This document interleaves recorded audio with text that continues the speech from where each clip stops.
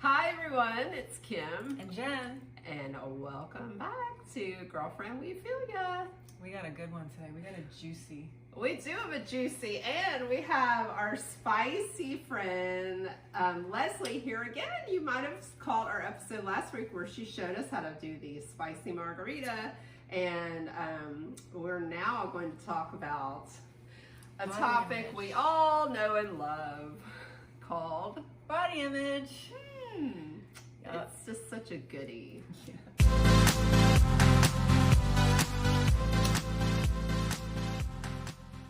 So we're going to share our personal 10-year journey of how we felt about our body image 10 years ago to how we feel about it now.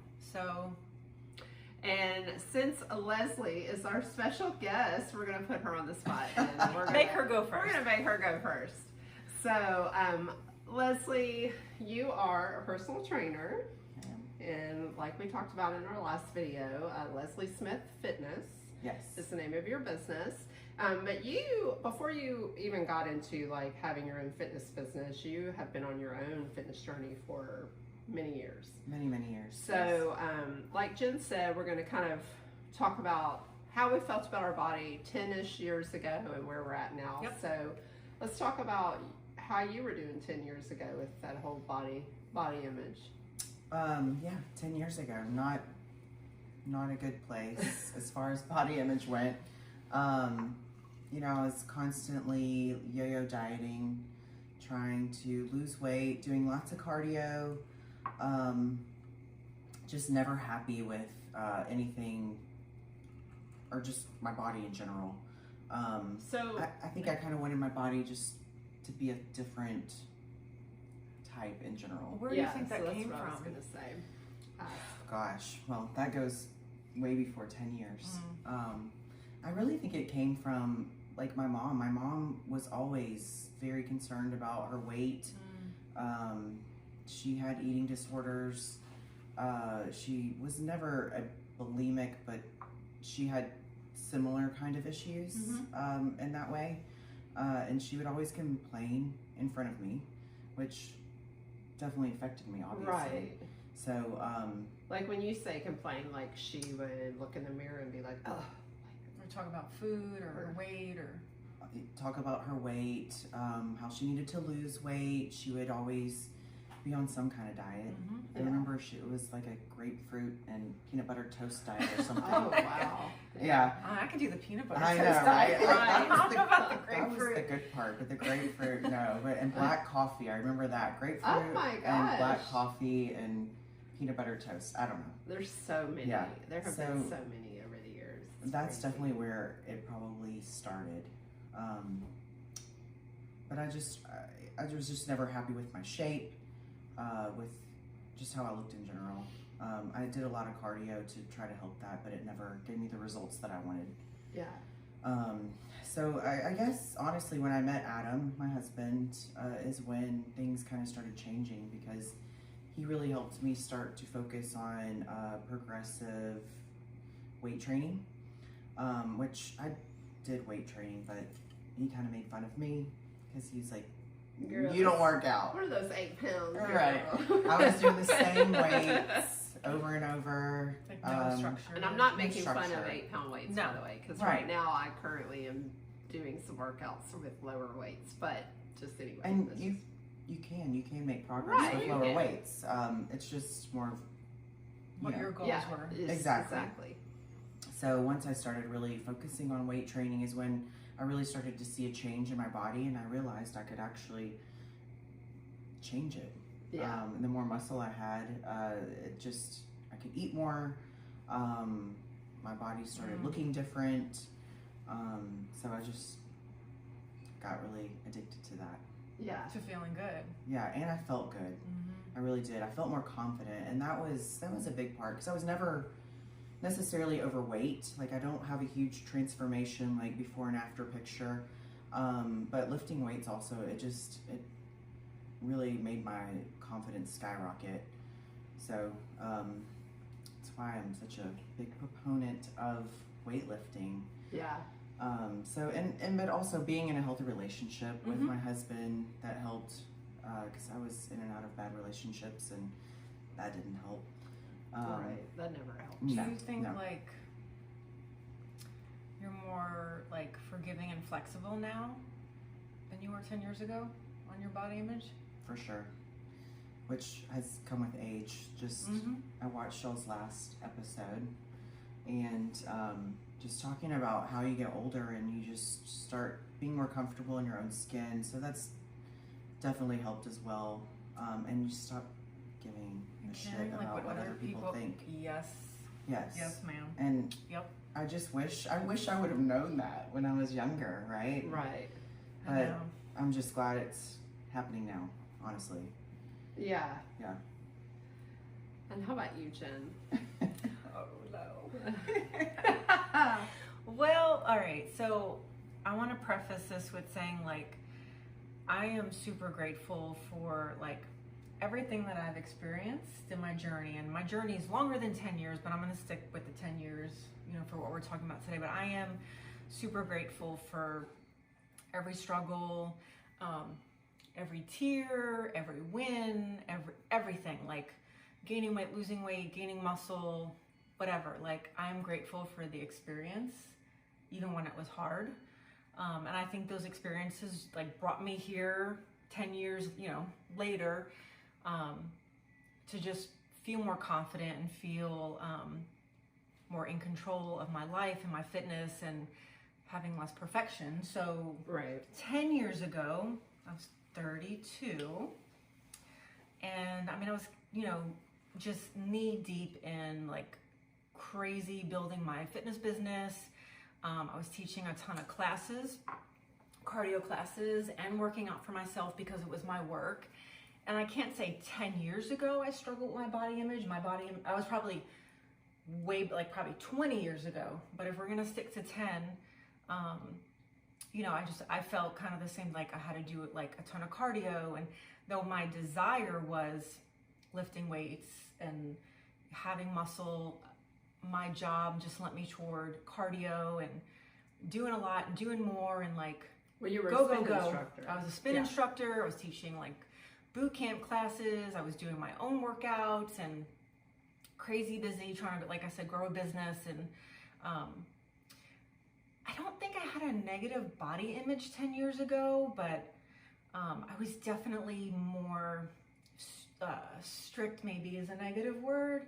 I was very disciplined is what my husband would say. I was very, very disciplined with my food, though I always kept like moderation and like what we talked about in my life, in my diet. But I was, you know, very like very regimented in my workouts and my food. So you were strict. Right. But I wasn't strict. I know, but I wasn't strict.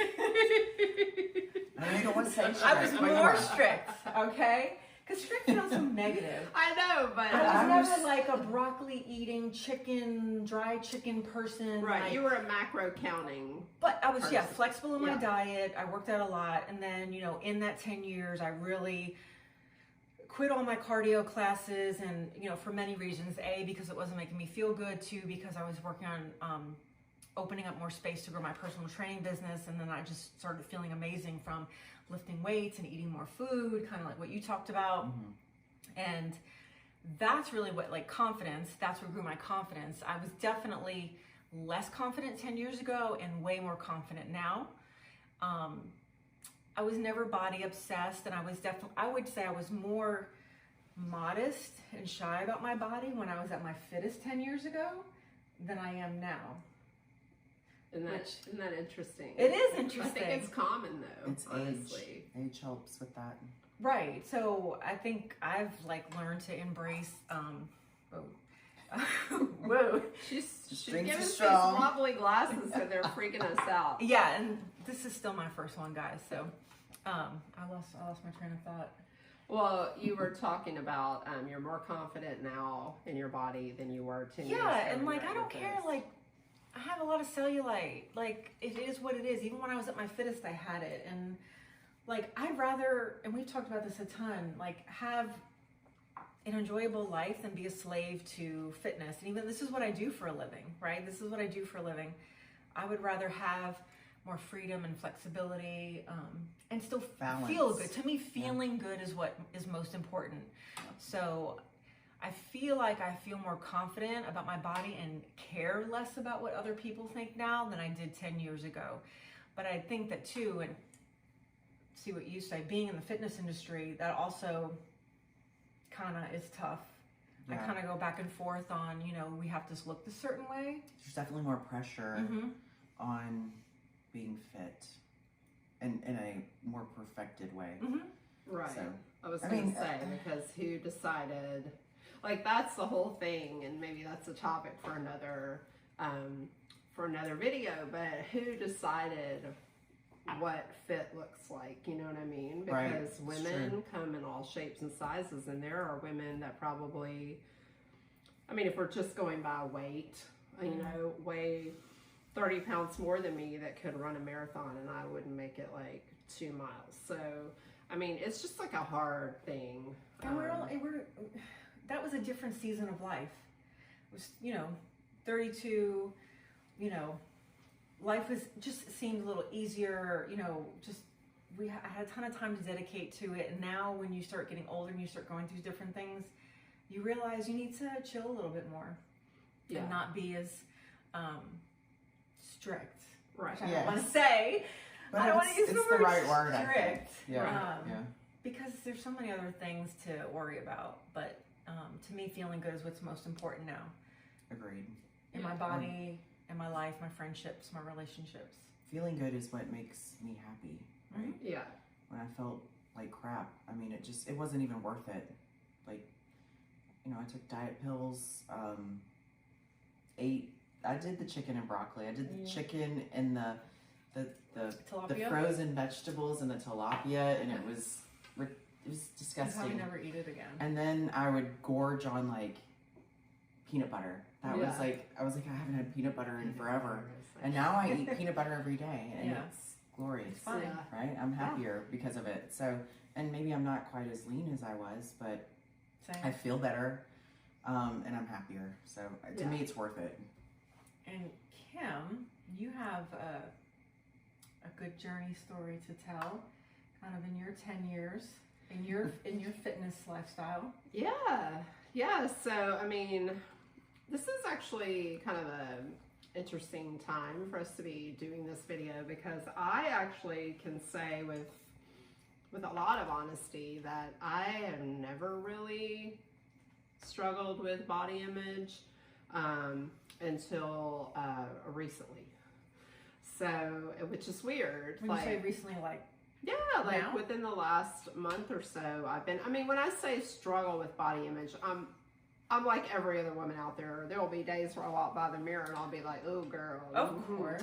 But for the most part, I have always been fairly confident in my body. Like, I don't spend a lot of time like agonizing over my weight. But I think just because of circumstances going on in my life right now, and the pandemic, and just being stuck at home a lot, and just, you know, feeling like, oh, this is the perfect time. Like, what else do I have to do but work out? And really just not even having the motivation to work out, even though, like, so I've been kind of feeling weird with my body a little bit. But all that to say, you know, because I am older, and because I have had a history, like, and I know what I need to do, you know, and those kind of things. But yes, so I wanted to share this story just because it made a real impact on me, and I think it's just incredibly important that if you are going to work with someone in the fitness industry to attain whatever goal you have, you better make sure it's somebody that feels good about themselves and has a positive, healthy approach to food and working out. So I guess about 5, maybe even 6 years ago, you know, I was at a place where I was like, okay, girl, you know, I have this, I think we all have probably this weight where we're like, once we hit it, we're kind of like, okay, but no more. So I was kind of there, and I was like, you know, I just want to get fit again, because I've worked out and lifted weights on and off since I was in my 20s. And so I ended up hooking up with this trainer, and I won't mention any names, but a friend and I went into this together. Like, so we were training together, and we were working with this person, and we were also doing nutrition counseling with them, and food journaling, and, you know, just all the stuff. Were you tracking macros? We were not tracking macros, because, see, I thought I was going into it with this really, like, healthy attitude. Like, I was, you know, I told her, like, I want it to be sustainable. I'm not going to count every single calorie, So we started by just, like, here's a set amount of calories, try not to go over this. So that was More like calorie counting. Right. Yeah. And so, you know, fast forward 7, maybe 8 months, like, I had lost like 35 pounds, and I was really happy. You know, I was like a size 6, like, you know, people would stop me, you know, like, that knew me, you know, and they'd be like, oh my God, you look amazing. And of course you get a high from that. You know, nobody's ever going to say, oh, stop telling me I look good, you know. But yeah, so I had been, you know, doing all the food tracking, and I was working out 6 days a week, doing, like, you know, all this HIIT cardio and weight training 4 days a week. And so, yeah, but every time I would meet with her for, like, the nutrition sessions, she would find something to hone in on. Like, if I had a truffle, like one truffle on a Saturday, like, she would hone in on that, and, you know, start talking about how I needed to find a replacement for that. And, you know, just, it got to be a little ridiculous. So I started, some red flags started to go off with me. And then when I had lost, you know, like I said, I was like a size 6 at that point, and I was feeling good. And she would look at my body, and, like, she would assess it and say, yeah, but, you know, I can tell your bone structure is smaller than that, and I think, you know, you could still. It just pisses me off. And so, I mean, at that point, because we didn't even know each other yet. No, but when you told me, it makes me, yeah, so but I have a really very close, one of my best friends who is a nutritionist. She lives out in Seattle, and she works with people with eating disorders. So she was a counselor, and I was talking to her one day on the phone, and she was just like, I'm starting to get, like, concerned, Kim. She's like, you just need to be careful, because this all sounds very unhealthy to me. She's like, I'm glad you're losing weight and feeling good, but, like, the whole food thing, I don't want you to start developing, like, weirdness around food.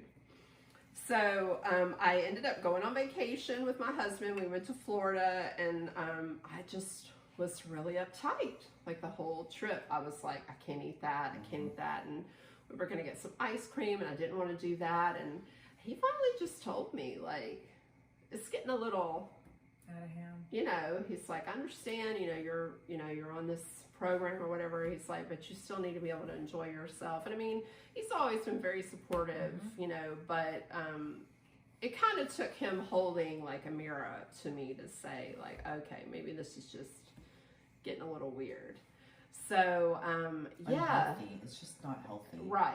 And not sustainable. Like, there was no way. And of course, fast forward to now, I've gained probably 25 of those pounds back, which I don't really necessarily have a problem with the weight on the scale. Right now, I'm just feeling more sluggish and not feeling good. It goes back to feeling. Right. Feeling, not the scale, not the weight. So, I don't know. I mean, I think so much of it just depends on the season you're at in your life too. And I think just being the age I am now, I've just learned to give myself, some grace and say, you know what, Kim, tomorrow's another day. It's all good. So what? If you can't fit into those size 8 jeans right now, it's okay, girl. And so that's where I'm at. I don't know if I answered the whole question, but I feel like it's all very circumstantial. Yes. Like, everybody has different things that go on in their lives. different seasons. That's what I was going to say. I think you hit it on the head with the seasons. Yeah. It's like you always say this, and I've started saying the ebb and flow. It's ebb and flow. It's sometimes you're in that mode, sometimes you're off the mode. correct. Yeah. And that's okay as long as you're still healthy, right? And if Yeah. you're happy with yourself, like if you feel like indulging in more wine and chocolate than other times, and sometimes you reel it in, sometimes you let it out. Well, we talked about this like over the summer, last summer, right? Like, you know, what are you willing to do? Like, do you want to just still be healthy and feel good and enjoy? Do you want to be like super strict and rigid? Like, it's all about, like, what are you willing to do? I used to, my goal used to be to have abs, right? I wanted abs so bad, but my genetics, it would be so hard if I even got abs. And everybody has their own Right. take on what abs You know, are. Right. Well, you didn't get abs. Some because people you might got say I shoulders. have abs. So, You get shoulders instead, all right? all right, I'll take your shoulders and abs, and then I'll we'll take your trade. shoulders. Yeah. But my She'll point raise you is some abs. I'm just abs focused. And then I realized if I even got abs, it would be miserable to even keep them. There would Yeah. be none of this. Zero. None of Zero that. of this. Zero peanut butter. Zero chocolate. All the things that I love to eat on a regular basis. Yeah. So I finally realized, like, it's not worth it. Yeah. It's not, this is not bad. I don't have anything bad going on. I just don't have the six pack that I had at one time desired. Yeah. And so getting past that has been really liberating It's like as another well. journey. Yeah. So I'm actually happy that I don't want abs anymore. Right. I mean, I wouldn't be unhappy if I got them. By But accident, like you fell into some abs. all of a sudden I wake up and I have them. It's Right. fine, but it's just I would have to work so hard to have them. Yeah. We all have different things about our Yeah. bodies that it's just, you know, like you said, people have cellulite in different spots. It's just, a lot of that is genetics. Yeah. We just, you know, we are our own worst critics, and Big I time. think it's important to be around supportive people, supportive friends, have a supportive spouse, and not like sit there in this negative talk and picking apart your body and Right. oh, There are I had to more run an important extra things in our 5 bodies. miles today or yesterday because I had an extra glass of wine. Like if you are around that and that is like fucking with your head, like you need to find a better support system. Yeah. Yeah. All right. Well, cheers to loving the skin you're in. Yes. And yes. when we say loving the skin you're in, we don't mean 24/7 every minute of the day. I think No. it's a journey. It's not It's perfect. practice. It takes practice, and like as long as you keep practicing loving who you are, I mean, you'll get there eventually. So So true. No matter what stage you're in, Yeah. no matter what season you're in. And it's attitude, and that's your choice. yeah, Right? You Yeah. have to be positive.